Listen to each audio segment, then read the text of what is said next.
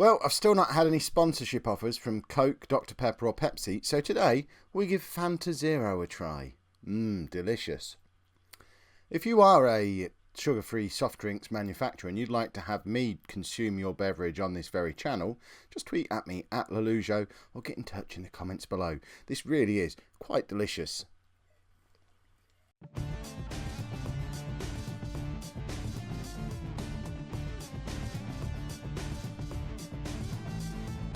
Hello and welcome to part 8 of the Bolton battle. I'm Kev and it all comes down to this. It's our final 2 league games, hopefully of the regular season, because we've got a good chance hopefully of making it into the playoffs. We've got our last 2 games away against Southport and at home against Macclesfield. Southport hopefully is a winnable game. Macclesfield though are also in the playoff hunt, but also in with a chance of still winning the title as well. So we kind of need to wrap things up in the first of today's games, and anything we can get into Macclesfield will be a bonus then. A win today will almost be enough, might be enough depending on what happens in some of the other games. Since you were last with me, this is what's been happening. It's been a pretty decent run of form with the odd poor result thrown in, notably a draw against Solihull Moors, where it was another one of those 3-1, I think it might have been 3-0 or 3-1 up in that game, and conceded a very late equaliser. That's happened twice in the last, 6 games. If only we'd held on to one or both of them, the playoffs would already be sewn up. But alas, it's not to be, and we're having a little bit of an injury crisis again as well, which is why we've had to go back to the 3 at the back system. We've lost Tom Bannister, our only left back. He's sprained his ankle. He's already been out for a couple of weeks. He's now got another 4 to 6 weeks on the sidelines. We're not going to see him again this season. And also our top league goal scorer, Ben Probert, is out for the rest of the season as well with a twisted ankle. He's out for another month. So what that means is we've had to switch the system around a little bit. Kylan Kane comes back into the defence to play in a back 3 alongside O'Brien and Fletcher. Leach is obviously still in goal. If we lost him to an injury, that would be a disaster. We've got Lamb and... Why have I got Scriven at right back? We've got Lamb and Johnson as our fullbacks. How did Scriven even get in there? Has he even started a game for us yet this season? Where is it? I think he's played 1 game. How... Yeah, 1 game. No, lots of games. When did he play? That must have been earlier in the season. I can't even remember who he is. Who is Leon Scriven? He's played 16 games for me, apparently. You've no idea. In midfield, we've got May and Hodgson behind Glover, who is in behind Priest and Pierce Millington. Hipwell is on the bench, and it was a bit of a coin toss between Millington and Hipwell. Neither of them are in particularly good form at the moment. Hipwell obviously has far more goals over the season as a whole and will probably end up coming in and taking over from Millington. But I can't get away from the fact that Millington was supposed to be the star man when I arrived. Yes, he's been a bit rubbish for me, but he's a Bolton lad, Bolton youth team player. He's been playing for the last 2 years. Why is he not any good for me? I don't understand it. But this is what we're going for. We do have the option, if it all does start to go a little bit wrong with this system, we can always put Johnson in at left back, bring Scriven on to go on at right back, and move O'Brien up into midfield if need be. But ultimately, that FA Cup run, that happened with the 3 at the back. That was, yeah, beat Barnet. No, well, we didn't beat... Yes, we did beat Barnet. Oh, for goodness sake, because I'm trying to read and talk at the same time. I don't know if Fanta Zero is good for me. It seems to be pickling my faculties. The public can do one. I'm not giving them a proper answer.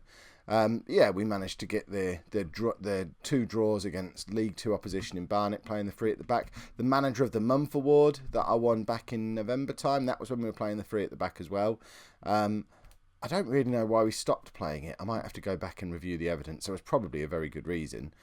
We might even discover that reason today when we get absolutely battered by Southport. I mean, Southport really shouldn't have anything to play for. And if they were any kind of good sports, would just roll over and let us tickle their bellies. So hopefully that's what's going to happen. We also need to keep half an eye on what's going on in the Fylde and Scunthorpe games. 2 teams we've played recently and beaten, so I would like to think we've got the beating of both of those teams. Macclesfield have gone top of the league. Does that mean Harrogate are losing? Macclesfield, I don't know how I feel about this, because obviously Macclesfield is our game on the last game of the season. coming up later in this episode, we're at home against them, and we really don't want them to be trying to win the league against us, because yes, we're in, who cares about any of that nonsense. Chris Priest has got his 25th goal of the season, and that, I mean, we could still win the league. Wouldn't that be ridiculous if we managed to go into the... Stop talking like that, idiot. But as it stands right now, if we were to beat Macclesfield on the last day and other results went our way, we could still win the league. Part of me wants that possibility to disappear before the next game, because otherwise I'm going to get a little bit too excitable, and then we run the risk of falling out the playoffs altogether, probably, because I'm so focused on trying to win promotion, and I forget the fact that even finishing just outside the playoffs would be a good result and a good season for us. We were never supposed to be challenging for promotion this year. Hodgson with a great shot from long range, and Millington misses an absolute sitter. That might be it for him, because that was just rubbish. We should be 2-0 up. We're not. Millington is in again, though, and he scored. So, yeah, that told me. I mean, again, it's an example of the players listening to me. I was on the verge. He was coming off on the hour mark. But now, I mean, he's probably offside there. Who cares? He's hit it straight at the keeper, and the keeper was terrible. But it's his first goal from open play for me. He got that penalty in a live com a little while ago. So, I don't know, perhaps he's on the way to redeeming himself and becoming a superstar for us next year. Well, I've got a feeling he might be one of the many players who's refusing to sign a new contract at the moment. He's just missed another absolute sitter. He's coming off at the hour mark, maybe. Was he listening again? Pierce, I'm taking you off in a minute. Nothing. I mean, he could have had a hat-trick today. The one he scored was the most difficult of the 3 open goals. He's had all 3 of those clear-cut chances have fallen to Pierce Millington. Why he has not scored a hat-trick, I do not know. Right, we're going to bring Frankie Penn on. He comes on for Andre Glover. Do we? I might bring Scriven on for Johnson, actually, because he's more natural in that wing-back position. Johnson hasn't had a good game. I've got a feeling I was probably toying with doing that anyway, pre-match, when I closed the game down earlier on today, and that's probably why he was sat there when I turned it on. Sounds like the sort of thought process I'd go through. Right, let's bring Hipwell on for Millington. Millington's actually had quite a good game. He's got a 7.6 and he's scored a goal, but I just like Hipwell, and I want to give him a chance to come on, get a goal, and show me why he needs to play against Macclesfield next week. Scriven crosses to Hipwell. He does exactly that. The 2 substitutes combined. That's Hipwell's 18th goal of the season. He doesn't miss open goals the way Millington does. I've got a bit of a dilemma for me for this Macclesfield game. I guess we have to play Hipwell. I mean, all 3 of the strikers have scored today.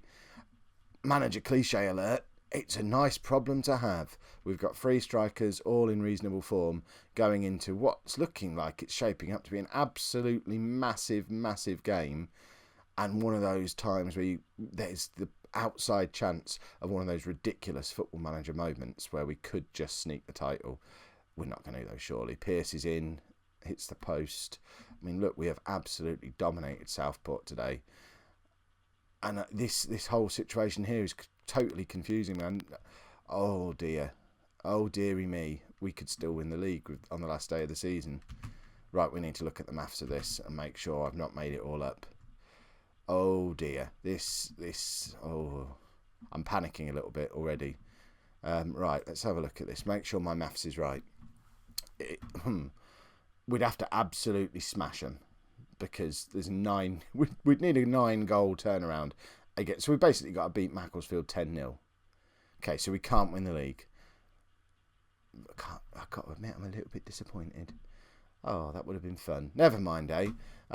We are in the playoffs, though. Huzzah! Let's go and hopefully beat Macclesfield and go into said playoffs with a little bit of momentum. So the only change for the Macclesfield game is Scriven comes in at right back for Johnson. Johnson drops down onto the bench. I was very, very close to bringing Callum Hipwell in for Piers Millington. The only reason I haven't is purely on match fitness, but I imagine that's going to be a substitution we will make at some point during today's game. Once again, I'm really sad that we can't win the league. I tried to put a brave face on it. Really sad. What a fun story that would have been. But at the back of my mind, I'm also thinking, what if we did win 10-0 today? I'd probably have to close the channel because no one would believe that it genuinely happened. So if it gets like 5 or 6-0 up, I need to throw the game somehow and make sure that we don't actually get the 10-0. Here comes number 1 of 10. Look, here we go. Glover is in, and he knows we want to keep this channel going forever and ever and ever. We can't risk people accusing us of cheating. That would be devastating. Right, nothing is happening. One of the scenarios we could get out of today's game, I guess, if we were to beat Macclesfield, we'd probably end up playing them in the semi-final. In fact, we can see that happening now, I guess. Oh, no, we don't. Okay, we would still need something to happen with Darlington. We're 1-0 up, by the way. That's why the league table changed. Sorry, the league table's up there, isn't it? That's why the league table changed. Up there, look. Glover in. Quite a nice little finish on the rebound. Easy peasy. But yeah, we could end up playing Macclesfield in the semi-final. Or maybe even the final. Imagine if we beat them like 3-0 and ended up meeting them in the final. We'd go into that with some confidence, wouldn't we? At the moment, Darlington. I can't remember if we like playing Darlington or not. I don't know who we want. I guess if we beat Macclesfield today, logic dictates we want them in the semi-final. So we need Darlington to sort their act out.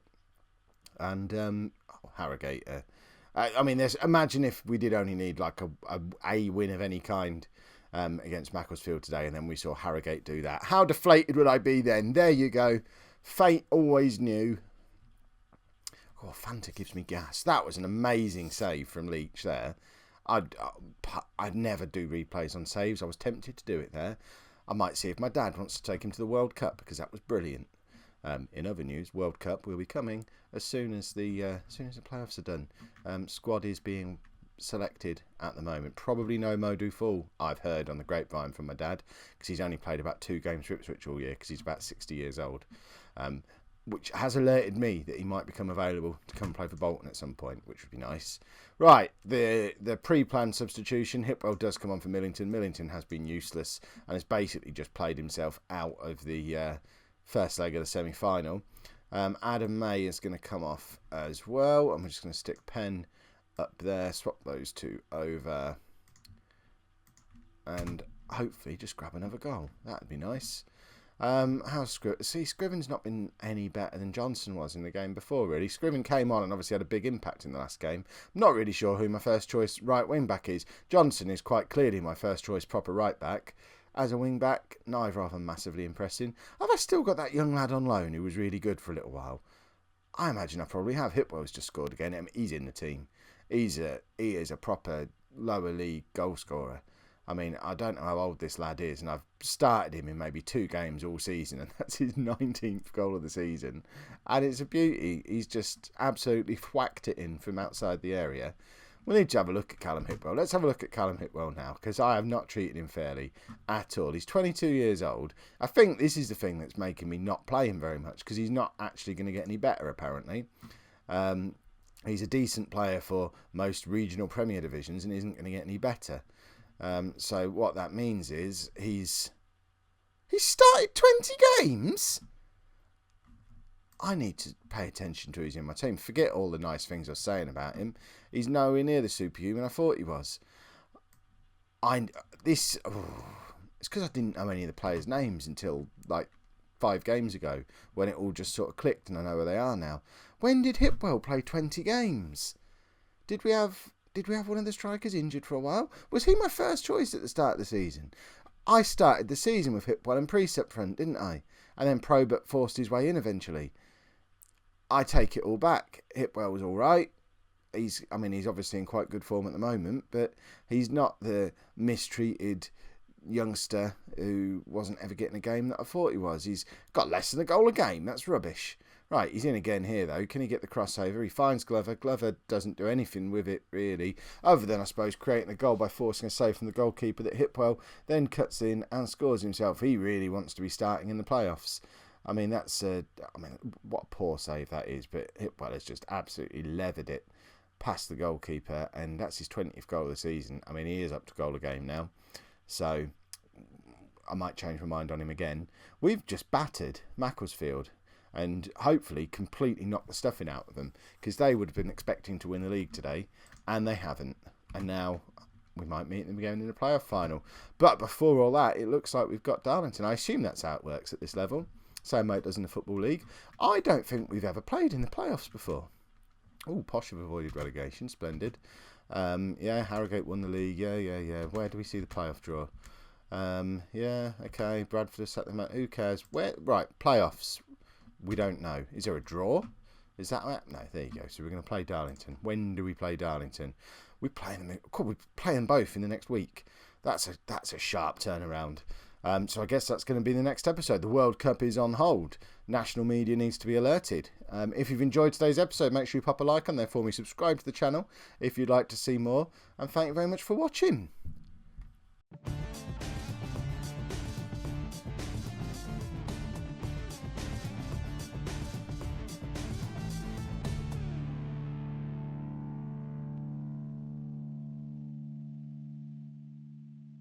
Playoffs.